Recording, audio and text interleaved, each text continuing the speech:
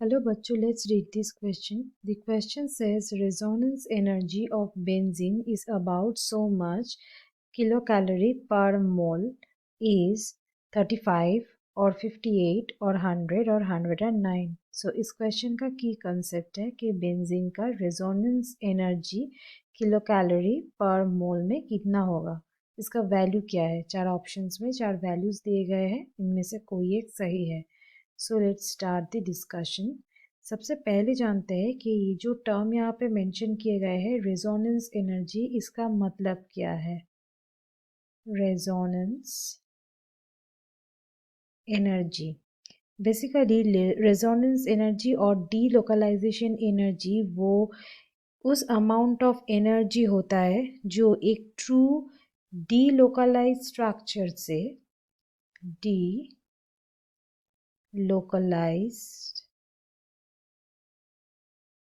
Structure को एक stable contributing structure में उसको कन्वर्ट कर सके, स्टेबल स्ट्रक्चर में कन्वर्ट कर सके। इसके लिए जितना अमाउंट ऑफ एनर्जी चाहिए उसको कहा जाता है resonance energy, amount of energy, यही होता है रेजोनेंस एनर्जी। सो बेंजीन के लिए ये रेजोनेंस एनर्जी मेजर करनी है।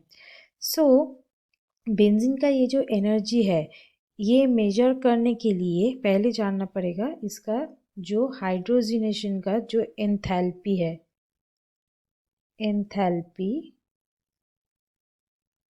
ऑफ हाइड्रोजिनेशन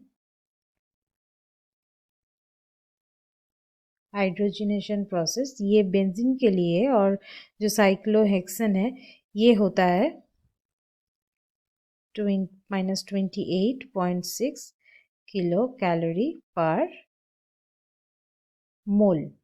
सो बेंजीन के लिए, बेंजीन क्या होता है, ये 3 एल्कीन होता है, मतलब बेंजीन जो स्ट्रक्चर है इसमें 3 एल्कीन ग्रुप होता है।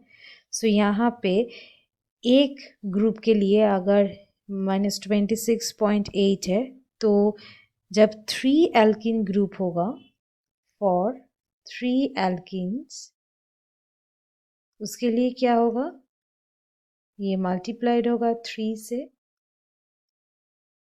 इतना kilo calorie per mole, and that is -85.8 kilo calorie per mole. ये 3 एल्कीन रिंग के लिए होगा।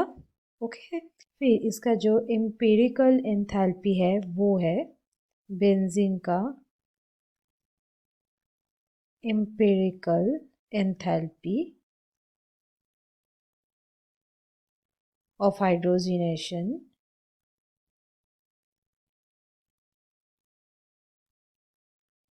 इसका वैल्यू होता है -49.8 किलो कैलोरी पर मोल।